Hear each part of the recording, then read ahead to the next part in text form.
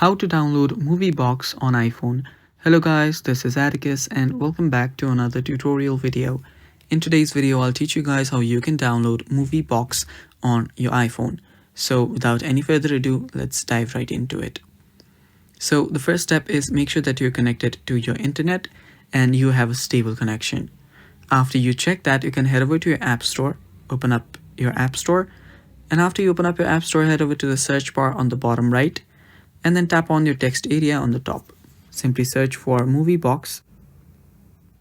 After you search for MovieBox, hit enter and there you'll find Movies Box. Now all you have to do is tap on it and tap on the download button, install button right here, and it should begin the download process. Now you can wait for the download to simply end, and after the download ends you can open it up and start using your MovieBox. And it's that simple guys, and that's all for today's video.